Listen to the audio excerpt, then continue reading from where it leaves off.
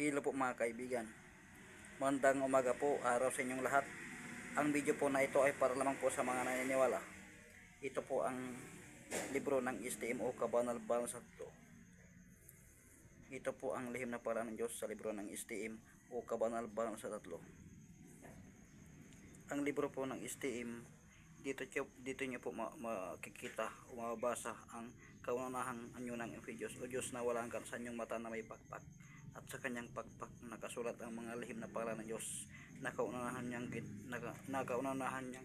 nilikha o ginawa, nagkasama niya nang wala pa ang mundo. Sila po ang tinatawag na poder o kapangyarihan. Sa mga interesado, subscribe po kayo dahil marami akong i-upload na tiyak ko siguradong magustuhan niyo. Salamat po.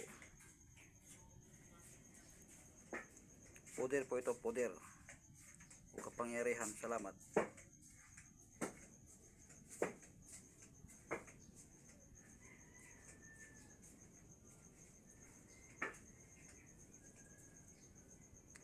Marami na po akong na-upload. Hanapin nyo na lang.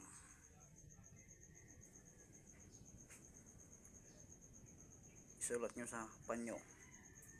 Pwede. Itatag sa katawan. Pwede rin.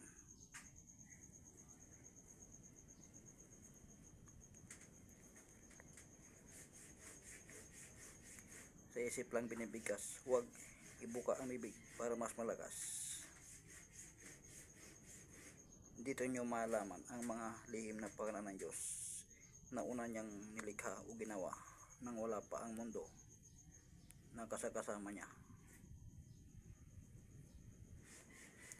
Dito nyo rin mabasa ang kumbat espiritual ng tatlong personas at ng infinite Diyos o Diyos na wala hanggan mula simula at hanggang sa kanilang pagtatapos at sa silang magkasundo at umakyat sa ikapitong susun ng langit. Salamat po.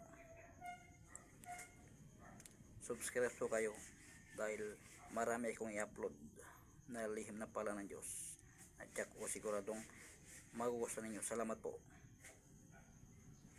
Maraming lihim na pala ng Diyos ang ginawa ng infinite Diyos o Diyos na wala hanggan, nagkasama niya nang wala pa ang mundo. Napakaraming lihim na pala ng Diyos. Sila po ang tinatawag na poder o kapangyarihan. Sa sino mang nagtataglay dito, nagpapalakas ng katawan, espiritual na kapangyarihan.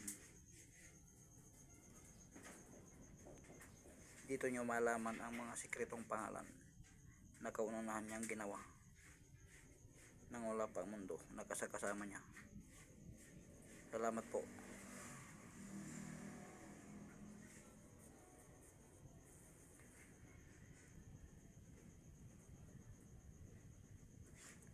Dito nyo malaman yung mga lihim na pangalan ng Diyos na kanyang ginawa o kaunahan niyang ginawa. Napakarami. Sila po ang tinatawag ng poder o kapangyarihan. Salamat po. Subscribe po. Salamat.